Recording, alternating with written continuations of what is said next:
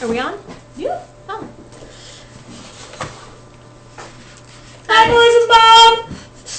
Hi everyone out there in internet land and my mom who may be tuning into this episode. Welcome to this week's episode of the Joseph Campbell Study Group here at the World of Witches Museum. Today we are finally moving on to Chapter 2, Section 1. Chapter 2 is Initiation, Section 1 is the Road of Trials. And Campbell describes the Road of Trials thusly. Once having traversed the threshold, the hero moves in a dream landscape of curiously fluid, ambiguous forms, where he must survive a succession of trials. In other words, he is no longer in Kansas. This is a favorite place of the myth adventure. It has produced a world of literature of miraculous tests and ordeals. The hero is covertly aided by the advice, amulets, and secret agents of the supernatural helper, whom he met before his entrance into the region. Or it may be that he here discovers for the first time that there is a benign power everywhere supporting him in his supernatural passage.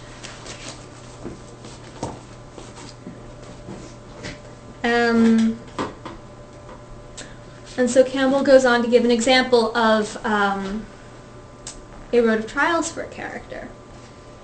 One of the best and most charming examples of the difficult task motif is that of Psyche's quest for her lover Cupid. Here, all the principal roles are reversed. Instead of the lover trying to win his bride, it is the bride trying to win her lover. And instead of a cruel father withholding his daughter from the lover, it is the jealous mother, Venus, hiding her son Cupid from his bride. When Psyche pleaded with Venus, the goddess grasped her violently by the hair and dashed her head upon the ground, then took a great quantity of wheat, barley, millet, poppy seeds, peas, lentils, beans, and mingled these all together in a heap, and commanded the girl to sort them out before night. Venus was the archetype of the awful mother-in-law. And the idea of the motif of the mixed seeds is actually one that shows up in a lot of different folk tales and fairy tales. There are versions where this was a task that was put before Cinderella before she could go to the ball. In another story, the Russian Vasilisa stories, this is the task that Baba Yaga put Vasilisa to accomplish before she would give her some fire, which was the point of her quest, was to go and retrieve fire. Psyche was aided by an army of ants. Venus told her next to gather the golden wool of a certain dangerous wild sheep, sharp of horn and poisonous of bite, that inhabited an inaccessible valley in a dangerous wood. But a green reed instructed her how to gather them from the reeds about the golden locks. What? Instructed her how to gather from the reeds round about the golden locks shed by the sheep in the passage. The goddess now required a bottle of water from a freezing spring high on a towering rock beset by sleepless dragons. An eagle approached and accomplished the marvelous task. Psyche was of supernatural beauty, but a high tower... I'm sorry, I skipped a line. An eagle approached and accomplished the marvelous task. Psyche was ordered finally to bring from the abyss of the underworld a box full of supernatural beauty, but a high tower told her how to go down to the underworld below, gave her coins for Shaman and sops for Cerberus, and sped her on her way. So the idea of magical animal talking helpers is not just from Disney, guys. They're very common to have animals or nature spirits helping the hero out in the different stories. So can anybody think of any other examples of a road of trials from stories?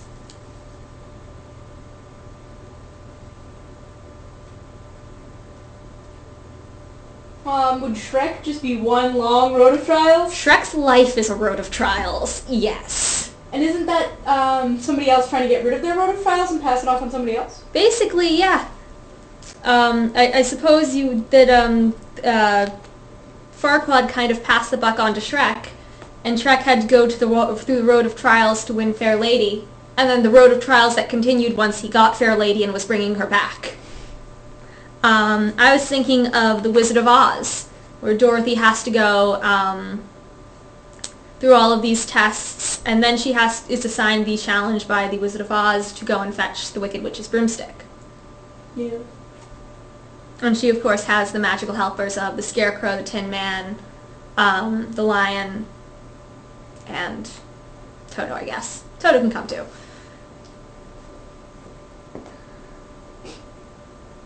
Oh, Toto's the pain. Oh. What else? Um, Any ideas from the internet? No. The other, of course, would be Luke Skywalker's trip into Dagobah in the swamp. He has to carry Yoda around and do all of his training, and then face the cave. And of course, the other example I'm thinking of is in the Karate Kid. The main character has to accomplish all of these tasks, waxing Mr. Miyagi's whole lot of classic cars, and doing all of these other seemingly ridiculous menial tasks in order to build up his strength so he can learn actual martial arts. Now we're going to get to the next part. We're talking about the idea of the voyage into the underworld, which is your hand up? You just stretching? No. Okay. Voyage into the underworld, which is another important part of a lot of roads of trials and different stories. Campbell writes, Psyche's voyage to the underworld is but one of innumerable such adventures undertaken by heroes of fairy tale and myth. Among the most perilous are those of the shamans of the people of the farthest north, the Lapps, Siberians, Eskimo, and certain American Indian tribes, when they go to seek out and recover the souls of the lost or abducted souls of the sick. The shaman of the Siberians is clothed for the adventure in a magical costume representing a bird or reindeer, the shadow principle of the shaman himself, the shape of his soul. His drum is his animal, his eagle, reindeer, or horse, and he is said to fly or ride on it. And there again you have the symbolic idea of the animal helper. The stick that he carries is another of his aids, and he is attended to by a host of invisible familiars. The idea of the animal aid actually reminds me again of the story of the Ice Queen, in which a girl, Gerda, has to go out in quest to find her lost friend, whose heart has been stolen by the Snow Queen, and she is aided by a reindeer who carries her through the frozen north to find him.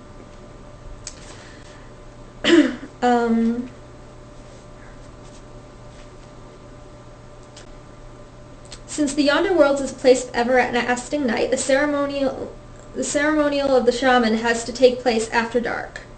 The friends and neighbors gather in the flickering, dimly lighted tent of the patient and follow attentively the gesticulations of the magician.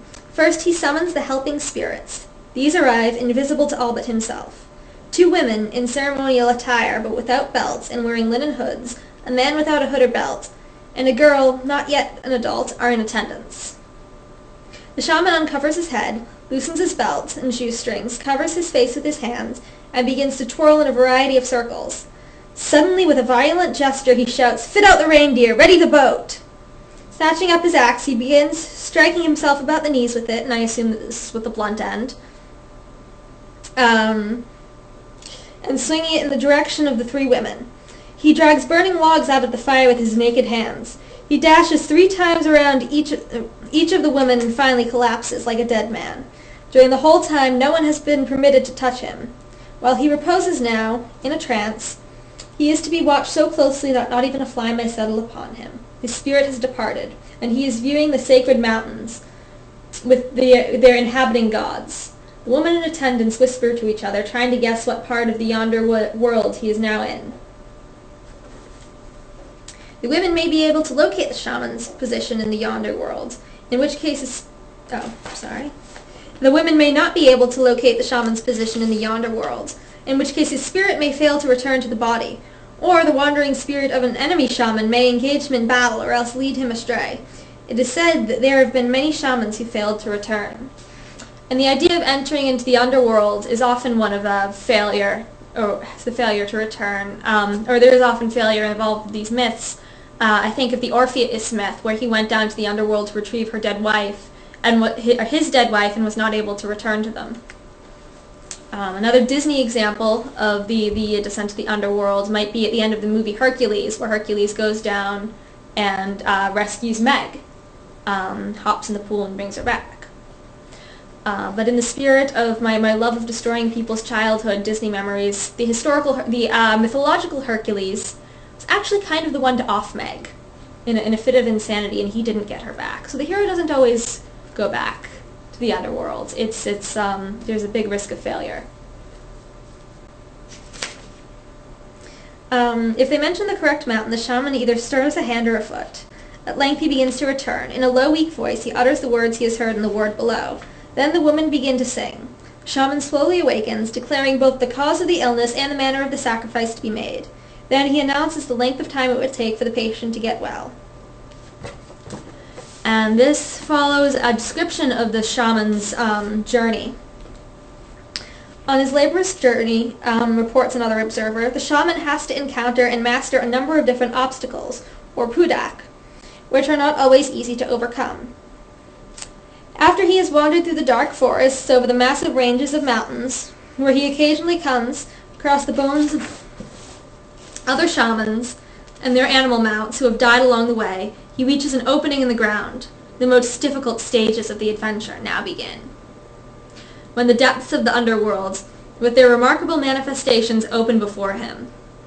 After he has appeased the watchers of the kingdom of the dead, given Charon his coins would be the equivalent in Psyche's story, and made his way past the numerous perils, he comes at last to the lord of the underworld, Erlich himself, and the latter rushes at him, horribly bellowing, but if the shaman is sufficiently skillful, he can soothe the monster back again with promises of luxurious offerings. The moment of the dialogue with Erlich is the crisis of the ceremonial. The shaman passes away into ecstasy. So basically the idea of the shaman is somebody who acts as the hero in the lives of these mythological cultures. I mean, not mythological cultures, indigenous cultures. The shaman is the one who basically does battle with the gods so that people can live on the everyday level. And I will share with you what Campbell says. He describes them as, they fight the demons so that others can hunt the prey, and in general fight reality. So I was wondering, in our modern times, when we're not living like the indigenous peoples, we're not living in the age of myth, but do we still have people who fight these mythological battles to make life bearable for us? Psychologists. Psychologists do kind of fight these battles for us, yeah, although they do it by breaking things down, breaking down our own symbolic language, and helping us to do it. My thought is professional athletes, the idea of bread and circus. It doesn't matter how much your job sucks if you can go home and watch the Patriots play and have that moment where there's another life or death struggle that's more important than your own. It may not, like in the case of the shaman, determine your fate, unless you placed a lot of money on the game, but it's another sort of idea of putting emphasis on another person to make your life bearable or livable.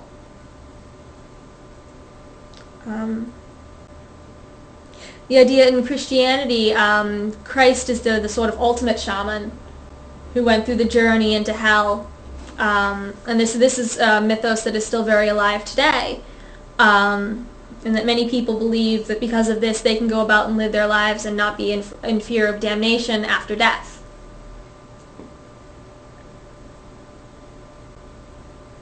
So would that make all the Buddhas shamans? All of the Buddhas are shamans, yes. The Buddhas, although in many ways I would also equate the Buddhas to, well, Siddhartha Gautama I would definitely say is the shaman who figured out how to break through to enlightenment, and that's the boon he brought back. And the other Buddhas as well, though in many ways I also see them as the helpers who are helping people on their personal journey, the supernatural aid. But yes, they work too.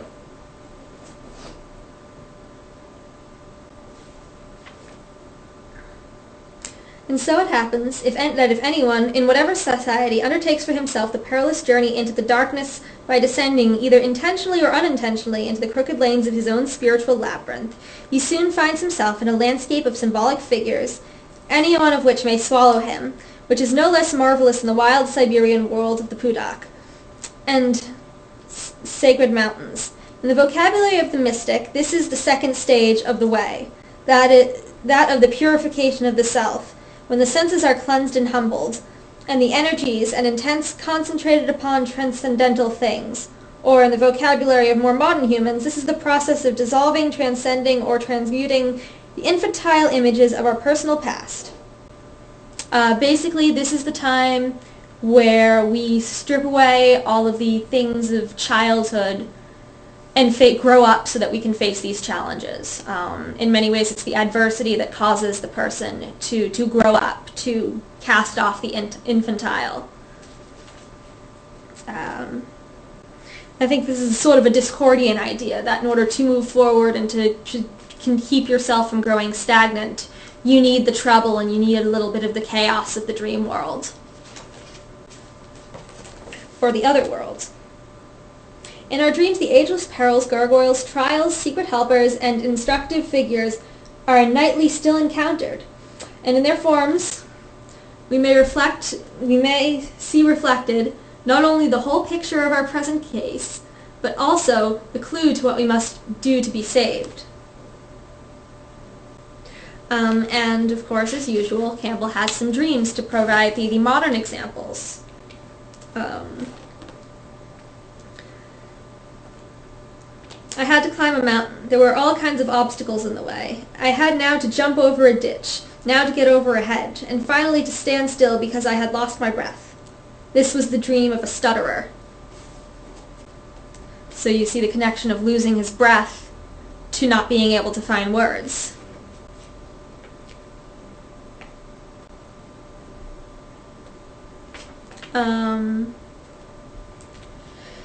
This is one I can relate to.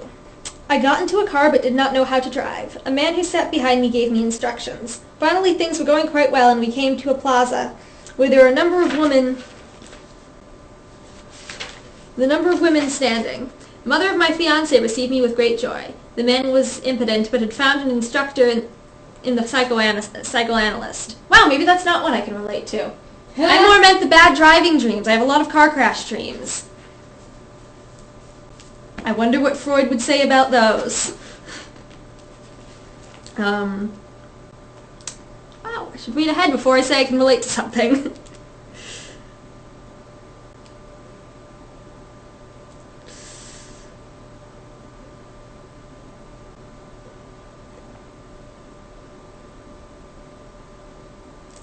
I am locked with my brother in a dark room. He had a large knife in his hand. I am afraid of him. You will drive me crazy and bring me to the madhouse, I tell him. He laughs with malicious pleasure, replying, "You will always be caught with me." A chain is wrapped around the two of us. I glanced at my legs and noticed for the first time the thick iron chain that bound together my brother and myself. The brother, comments Dr. Streckel, who was the psychoanalyst, was the patient's illness.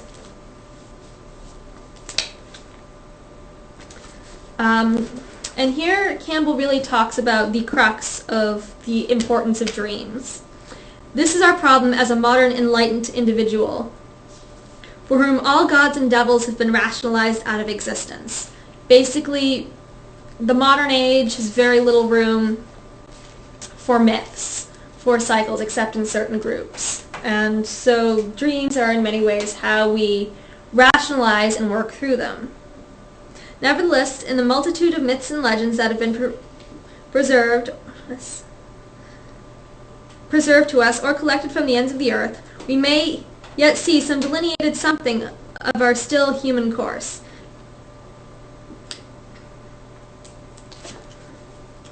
Trying to find, there was better. There can be no question. Psychological dangers through which earlier generations were guided by the symbols and spiritual exercises of the mythological and religious inheritance, we today, and as so far as we are unbelievers, or, if believers, insofar as our inherited belief failed to represent the real problems of contemporary life, must face alone, or at best with only a tentative, impromptu, and not often very effective guidance. And that's where we get into the dreams. So the next myth that Campbell gives as an example, although I think we've talked about this one quite often, especially if you went to the group online and read the Fellowship of Isis mystery play, is the myth of Inanna. It was, I believe, Ishtar, the one that I posted. But the two myths are essentially the same. Simply the names were changed as they moved to different cultures. The idea of the goddess who goes down to the underworld to retrieve her lost lover and has to strip herself of clothing, belongings, and some possessions to get there. And basically, I'll skip to the part where they talk about that. She gets down to the underworld to rescue her husband, who in here is Gugalanana, and in the Ishtar myth was Talmun's. She writes, or Campbell writes, transcribing the myth, to the pure Inanna, he says, he being Neti, the gateway guardian, he says, "Come, Inanna, enter." Upon her entering the first gate, the sugar, the crown of the plains on her forehead was removed. "What, pray, is this?" she asked. Extraordinarily, O Inanna, have the decrees of the netherworld been perfected. O Inanna, do not question the rights of the netherworld. Upon her entering the second gate, the rod of lapis lazuli was removed. "What, pray, is this?" she asked. Extraordinarily, O Inanna, have the decrees of the netherworld been perfected. O Inanna, do not question the rights of the netherworld. And they go on, removing different jewels and different articles of clothing until at last she stands naked. Naked she was brought before the throne. She bowed low. 7 judges of the netherworld, the Anunnaki, sat before the throne of Eshkagal, who was her sister and queen of the underworld, and they fastened their eyes upon Inanna, the eyes of death. At their word, the word which tortures the spirit, the sick woman was turned into a corpse. The corpse was hung from a stake. Inanna and Eshkagal, the 2 sisters, light and dark, respectively, represent, according to the antique manner of symbolism, the one goddess in 2 aspects. In their confrontation, epitomizes the whole sense of the difficult road of trials. The hero, whether god or goddess, man or woman, the figure in a myth, or the dreamer of a dream, discovers and assimilates his opposite, his own unsuspected self, either by swallowing it or by being swallowed, or by one by one the resistances are broken. He must put aside his pride, his virtue, beauty and life, and bow or submit to the absolutely intolerable. Then he finds that he and his opposite are not so differing species, but one flesh. The ordeal is a deepening of the problem of the first threshold, and the question is still in balance. Can the ego put itself to death? For many-headed is the surrounding hydra. One head cut off, 2 more appear, unless the right caustic is applied to the stump. So basically the idea is these trials keep cropping up until you can cut away your ego. Can you really do it? Can you slay the dragon? And can you pass the barriers again and again?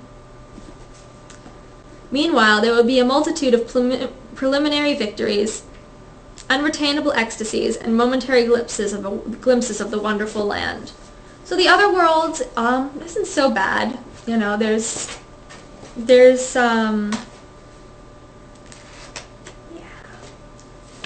So, questions, comments, queries, once upon a time analogies? I'm trying to think of any way that this relates to Once Upon a Time. Well, I would say Snow White was on a bit of a road of travels when she's running from the evil queen and meets the prince.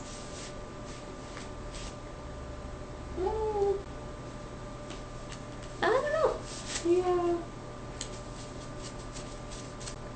Any comments on the internet? No. Alright, so that's it. It was a short chapter. Next week we are going to talk about the magic flight.